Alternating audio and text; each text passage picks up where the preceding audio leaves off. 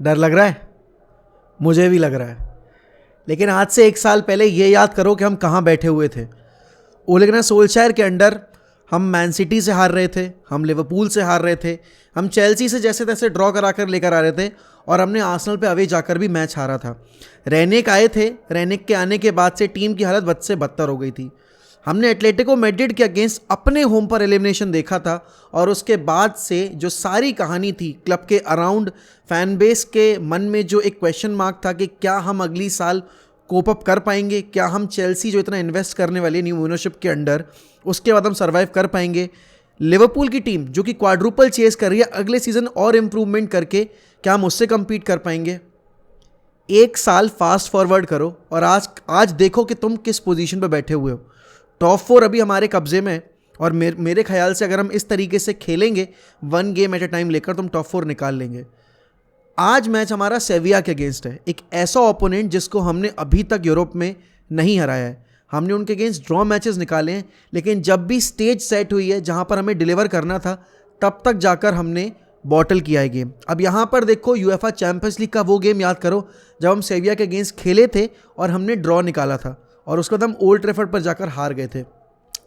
हम old Trafford पर 2-0 की लीड पर थे, वरान को इंजरी हो गई, और उसके बाद हमने 2 ओन गोल कंसीड कर लिए। उसी मैच में आपने लिसांद्रो मार्टिनेज को भी खो दिया, ब्रूनो को येलो कार्ड मिल गया, जिसके चलते ब्रूनो सस्पेंड हो गए।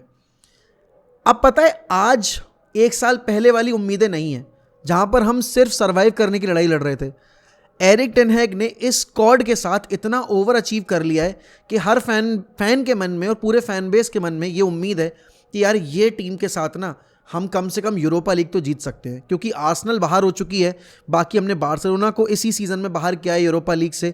तो अगर आप यूरोपा लीग में बार्सिलोना जैसी टीम को बाहर कर रहे हो, और फिर आप अगर सेविया जैसी टीम से बाहर हो रहे हो, तो भाई गुस्सा आना, दिल टूटना बहुत लाजमी है। एंड यहाँ पर एक सीज़न में आपने कैराबाओ कप जीत लिया, आप टॉप 4 में आकर बैठ गए, आप एफए कप के सेमीफाइनल में हो, आप यूरोपा लीग के क्वार्टर फाइनल में हो। तो एरिक टेन हैग ने जो करना था पहले सीज़न में, उससे ज़्यादा अचीव करके सारे फैन बेस का दिमाग ख़राब कर दिया, जिसमें मैं भी इंक्लूड होता हूँ। लेकिन क्यों हम आज के मैच में डिफ़ीट एक्सेप्ट नहीं करेंगे, उसका मेन रीज़न ये कि ये सेविया लास्ट ईयर या इतने 5-6 सालों की सेविया नहीं है जो कि लीग में अच्छा कर रही है या फिर यूरोपा लीग में भी अच्छा कर रही है। हम अगर पहले लेग की बात करें, Sevilla were not in the game, we help them in making a comeback. अगर हम अपने चांसेस बरी कर देते तो वो जो स्कोर लाइन आपको 2-2 दिख रही है, that could have been and should have been 4-0 और 5-0 in favour of us, but वो चीज़ नहीं हुई। अब आज के गेम में जाते में हमारे हाथ बंधे हुए हैं। डिफेंस में हमारे पास ना लिसांद्रो मार्टिनेज है, ना राफेल वरान है, ना हमारे पास मिडफील्ड में ब्रूनो फर्नांडिस होंगे, और ना ही Scott McTominay as an option available होंगे बेंच के ऊपर, क्योंकि स्कॉट मैकटोमिने इंजर्ड हैं। आपके 4 प्लेयर में से 3 प्लेयर इंजर्ड हैं और 1 प्लेयर सस्पेंशन के थ्रू बाहर है। सबसे बड़ा सवाल ये होगा कि आखिरकार बैकलाइन में खेलेगा कौन। लेकिन अगर मैंने आपको खराब न्यूज़ दी है तो पॉजिटिव न्यूज़ भी देनी बनती है। रैशफोर्ड इज़ बैक, आपका Luke Shaw is back, Marcel Sabitzer पिछला गेम जो फर्स्ट लेग था वो मिस, उन्होंने नॉटिंघम फॉरेस्ट वाला गेम मिस किया था due to injury, kick off पे टाइम उनको इंजरी हो गई थी, but he is also back. तो यहाँ पर एक अच्छा आपको ऑप्शन मिला है मिडफील्ड में और अटैक में, एंड उसके साथ ही साथ आपके टेल मलासे भी वापस आ गए। अब बहुत सारे लोगों के बहुत सारे ओपिनियंस मैंने देखे सोशल मीडिया पर। बहुत सारे लोग ये कह रहे हैं कि यार we can't risk with Maguire and Lindelof, तो हमें लूक शॉ को स्टार्ट देना चाहिए as left centre back. Luke Shaw जितने भी match as left centre back खेले हैं वो तब खेले जब राफेल वरान स्टार्ट कर रहे थे, not with Harry Maguire, not with Victor Lindelof. तो यहाँ पर बहुत बड़ा सवाल ये कि आज के मैच में जहाँ आपके दोनों सेंटर बैक्स के पास नहीं है पेस, और वो ऑन द टर्न भी बहुत ज़्यादा स्लो है, एरियली भी इतने डोमिनेंट नहीं है, फिजिकलिटी वाइज भी अगर आप देखो तो वो बुली हो जाते हैं वरान के कंपैरिजन में। तो क्या लूक शॉ को एक ऐसे सिनेरियो में डालना जहाँ पर शायद उनके ऊपर ज़्यादा वर्कलोड आए, क्या सही होगा? मेरे हिसाब से नहीं होगा। अगर मैं मैनेजर हूं तो मैं अपने प्लेयर को आउट ऑफ पोजीशन एक ऐसे प्लेयर के साथ नहीं खिलाना चाहूँगा, एक ऐसे प्लेयर के अलॉन्ग साइड नहीं खिलाना चाहूँगा जो कि शायद उसकी मिस्टेक्स को कवर कर ना पाए, वो तो है ही है, बट अपने आप को भी एक्सपोज करवा के अपने साथी को और ज़्यादा प्रॉब्लम में डाले। तो मेरे लिए भाई मेरी बैकलाइन आज की जो होगी वो Aaron Wan Bissaka as a right back, Maguire and Lindelof as a 2 centre backs, and फिर अगर लूक शॉ ने फिटनेस गेन की है कि वो मैच स्टार्ट कर सकते हैं तो ही मैं उनको स्टार्ट दूंगा, वरना फिर मैं डेलो के साथ जाऊंगा, क्योंकि डेलो पिछले मैच में अच्छा खेल कर आ रहे हैं। यहाँ पर मिडफील्ड की बात अगर मैं करूँ, देखो मिडफील्ड में आपके पास ऑप्शंस नहीं है। आपके पास कैसेमीरो अवेलेबल है, आपके पास फ्रेड अवेलेबल है, एरिक्सन अवेलेबल है, साबित्जर अवेलेबल है, और एक एक्स्ट्रा प्लेयर जो आप लेकर जा रहे हो वो है ज़िडान इकबाल। तो आप अगर इन 5 में से 3 प्लेयर को स्टार्ट दे रहे हो तो आपका बेंच पर सिर्फ एक ही एक्सपीरियंस प्लेयर बचेगा। फिर वो चाहे आप फ्रेड को यूज़ कर लो एज अ सब्स्टिट्यूट, या फिर आप साबित्जर को यूज़ कर लो एज अ सब्स्टिट्यूट, क्योंकि कैसेमीरो और एरिक्सन तो स्टार्ट करेंगे। अब हमने इतने सारे मैचेस में देखा है, एंड जिस तरह का गेम आपके साबित्जर का था अगेंस्ट सेविया फर्स्ट लेग में, तो आप उसको तो बेंच कर ही नहीं सकते। अब फिटनेस का इशू ज़रूर है, बट मेरे हिसाब से साबित्जर अगर रहेगा तो हमारे पास एक एक्स्ट्रा डायमेंशन रहेगा अटैक करते टाइम। फ्रेड वो डायमेंशन नहीं प्रोवाइड करता है, और क्योंकि Eriksen is more comfortable in the box to box role, तो उसको भी नंबर 10 पर डालने का मेरे हिसाब से डिसीजन सही नहीं होगा। क्योंकि ब्रूनो नहीं है देखो, तो ओवर डिपेंडेंसी ज़रूर बढ़ जाएगी आपकी साबित्जर के ऊपर, बिकॉज वो सेट पीसेस वगैरह में अच्छा है, उसके जो इंस्टिंक्टिव प्ले होते हैं वो बेटर हैं, पासिंग बिटवीन द लाइन्स वो बेटर है comparison to that of Fred. तो मैं रिस्क नहीं लूंगा, मैं फ्रेड की जगह साबित्जर को ही स्टार्ट दूंगा। प्रॉब्लम पता है क्या है कि यहाँ पर आपके सैंचो की परफॉर्मेंस अच्छी नहीं रही है इतने सारे मैचेस में। सेविया के अगेंस्ट भी he was not that good, उसने बहुत बार पोजीशन लूज़ किया। एरिक टेन हैग ने जो गलती सेविया के अगेंस्ट फर्स्ट लेग में की थी, वो गलतियां आज हम दोहराना अफोर्ड नहीं कर सकते। जैसे कि जब मोमेंटम हमारे हाथ में था तब हमने 3 सब्स्टिट्यूट्स करके अपना मोमेंटम अपने हाथों से किल कर दिया था। तो वो सारी गलतियां हमें अवॉइड करनी पड़ेंगी। सब्स्टिट्यूशंस बहुत मैटर करते हैं इन अवे मैचेस में, क्योंकि अवे पर हमारा फॉर्म अच्छा नहीं रहा है। हम लिवरपूल के अगेंस्ट बिल्कुल हम होपलेस हो गए थे, 7 गोल कंसीड कर गए। हमने ब्राइटन के अगेंस्ट, अभी हमने ब्रेंटफोर्ड के अगेंस्ट 4 गोल खाए थे सीजन की शुरुआत में। आर्सेनल पे हम हारे हैं, न्यूकासल पे जाके हम हारे हैं, और यहाँ पर सेविया भले ही कितनी भी खराब हो, लेकिन नॉकआउट राउंड्स में हम सबको पता है भाई फॉर्म मैटर नहीं करता। और ये चीज़ हमने नेपोली वर्सेस मिलान वाले फिक्चर में देख ली, जहाँ नेपोली हर कोई फेवर कर रहा था, लेकिन अल्टीमेटली जीतने वाली टीम कौन बनी? AC मिलान। और यहाँ पर यूरोप का हमारा जो रिकॉर्ड है ना अभी रिसेंट टाइम्स में, खासकर यूरोपा में, हमने क्रूशल मैचेस बॉटल किए, जैसे कि यूरोपा लीग फाइनल, सेविया के अगेंस्ट सेमीफाइनल। तो हमें यहाँ पर आज अपनी वो जो एक मेंटेलिटी ब्लॉकेज है ना, वो ब्रेक करनी पड़ेगी।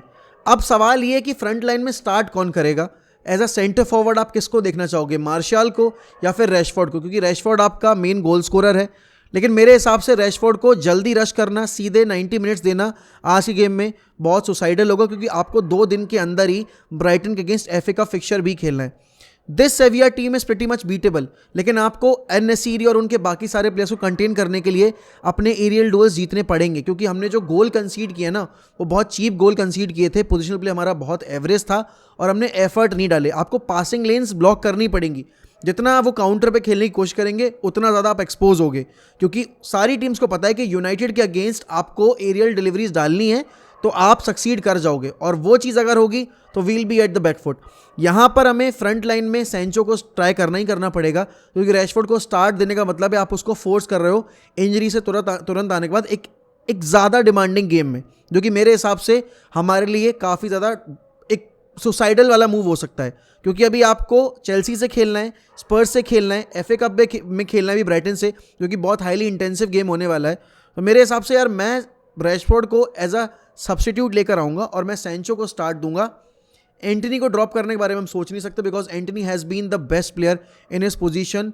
वो जितना डिफेंसिव वर्क रेट देता है और पिछले गेम में जिस तरीके, और ना सिर्फ पिछले गेम में, पिछले 3-4 गेम्स में जिस तरीके से उसने इनपुट दिया है भाई, he is really coming up good now in the last half of the season. तो भाई एंटनी को तो ड्रॉप करने का सवाल ही पैदा नहीं होता। एंड मेरे हिसाब से हम मार्शल के साथ पहले लेग में और इवन नॉटिंघम फॉरेस्ट के अगेंस्ट काफ़ी बढ़िया थे with Martial as the centre forward, क्योंकि उसका होल्ड अप प्ले बहुत बेहतरीन है। He finds the right pass, right space and perfectly weighted balls होती हैं उसकी, जो कि ना आपका वेगॉस प्रोवाइड करता है। और क्रिएटिविटी के मामले में रैशफोर्ड भी वो एक्स फैक्टर लेके नहीं आता जो आपका मार्शल प्रोवाइड करता है। बात यहाँ पे की जाए कि सेविया को रोका कैसे जाए, तो देखो भाई सेविया के पास रैकेटिच जैसा बॉल प्लेयर है, उनके पास लमेला है। Lamela is not that hyped up player, लेकिन बात ये होती है कि मैचेस में ना मोमेंट्स पे आपको कैपिटलाइज करना होता है, and Lamela can score goals. हमने देखा है कि एक आधा वो मोमेंट प्रोड्यूस कर सकता है, हमने स्पर्स के अगेंस्ट देखा था। एंड डेफिनेटली भाई यूनाइटेड को एक चीज़ का ध्यान रखना पड़ेगा, if Casemiro takes a yellow card और अगर हम जीतते हैं, पहली बात तो सवाल यही कि अगर हम जीतते हैं, अगर हम जीतते हैं और कैसेमीरो को येलो कार्ड मिल गया तो he will be suspended for the semifinal first leg, जो कि हम अफोर्ड नहीं कर सकते. तो we have to be really cautious in that regard as well. Also second balls जीतनी पड़ेंगी. आप न्यूकासल के अगेंस्ट हारे थे, अगर उसका मेन रीज़न ये था कि आपने सेकंड बॉल्स नहीं जीती थी. अगर लिवरपूल ने आपको एक्सपोज किया था तो मेन रीज़न ये था कि आपने सेकंड बॉल्स बहुत लूज़ की थी, प्लस आपका जो पोजिशनल प्ले था बिटवीन द लाइंस आपने इतना एक्सपोज कर रहा था अपने आप को कि लिवरपूल ने आपको बहुत ईजिली एक्सपोज कर दिया. लीचा नहीं है, वरान नहीं है, तो बहुत रिस्पॉन्सिबिलिटी बढ़ जाती है यहाँ पे कैसेमीरो के कंधों पे. कैसेमीरो का गेम काफ़ी एवरेज था अगेंस्ट सेविया पिछले लेग में. आज के गेम में उसको पता है भाई सेविया ग्राउंड पर वो इतने साल लगातार खेला है, कैसा एटमॉस्फेयर होता है, क्या क्राउड का एक वेलकम रहेगा, कैसा वो रिसेप्शन देंगे, तो वो सब उसको पता है भाई. आई डोंट थिंक इसके बारे में कैसेमीरो से बेटर कोई जानता होगा. एंड मैं वापस से ही बोलूँगा, this is the best possible time to play सेविया.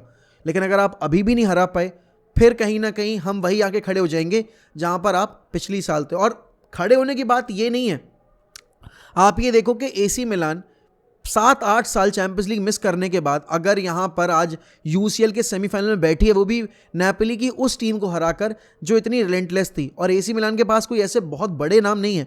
हमारे पास तो बड़े बड़े प्लेयर्स हैं. हमारे पास एरिक्सन है, हमारे पास कासिमीरो है, हमारे पास रेशफोर्ड है, मार्शल है, सेंचो, एंटनी है, जिन पर हमने इतना पैसा खर्च किया है. तो आज तो हमें भाई प्रूव करना पड़ेगा कि हम एम्बिशियस हैं आगे जाने के लिए या नहीं. और अगर आज हम एलिमिनेट होते हैं तो मैं सही बताऊं तो ये जो एक बिग यूरोपियन डॉग वाली जो मेंटेलिटी होती है ना, वो हमारे अंदर नहीं आ पाई अभी तक. और वो चीज़ आपको डोमेस्टिकली भी देखने को नहीं मिल रही है. और आप यूरोप में भी अगर नहीं कर पा रहे हो, वो भी एक सेकेंड टियर यूरोपियन कॉम्पिटिशन में, तो काफ़ी बड़ा सेटबैक होगा. और वापस से मैं वही चीज़ बोलूँगा, अगर ये टीम अभी बहुत ख़राब परफॉर्म कर रही होती तो हमारी एक्सपेक्टेशंस नहीं होती इस टीम से, ना टेन हैग से. लेकिन क्योंकि इस टीम ने ये प्रूव करके दिखाया है कि इनके पास वो क्वालिटी है जो कि ये कम्पीट कर पाएँ टॉप लेवल पे, इसीलिए इनसे एक्सपेक्टेशंस भी बढ़ी हुई हैं. और अगर ये आज का गेम जीतेंगे तो डेफिनेटली फिर ये अपने ब्राइटन वाले फिक्सचर में बहुत कॉन्फिडेंस लेकर जाएंगे जब ये एफए कप में उनको फेस करेंगे सेमीफाइनल में वेम्बली पे. तो देखो यार, मेरे हिसाब से United should win this. But अगर वो बाहर जाते हैं, it will be one of the biggest setback for us this season. Bigger than Liverpool वाली 7-0, बिगर देन 6-3 वाली डिफीट अगेंस्ट मैन सिटी, या फिर न्यूकासल, ब्रेंटफोर्ड, ब्राइटन, जो भी बोलो आप. But this would be the ultimate failure for us अगर हम इस सेविया साइड को नहीं हरा पाए तो. And it is very important for us to win at least one more trophy. And Europa League should be that trophy जिसको हमें टारगेट करना चाहिए. बट देखो यार, ये तो था मेरा छोटा सा प्रीव्यू. आप लोग मुझे कमेंट सेक्शन में बता सकते हो कि आपको आज के गेम को लेकर क्या उम्मीदें हैं. आपको क्या लगता है भाई कि टेन हैग ने जो गलतियां की थी पिछले लेग में, क्या वो वापस यही गलतियां दोहराएंगे, और आपके हिसाब से जो टीम सिलेक्शन होना चाहिए वो क्या होनी चाहिए. एंड अगर आप चैनल पे नए हैं और अगर आपको चैनल में ऐसे ही फ़ैन पर्सपेक्टिव पसंद आते हैं सुनना, और आप अपने ओपिनियंस भी रखना चाहते हो, तो डेफिनेटली भाई सब्सक्राइब करो 1MFC को. And with that I take a leave. मिलते हैं रात में वॉच अलोंग पर. Till then good bye, take care. Up the fucking Reds, glory glory Man United.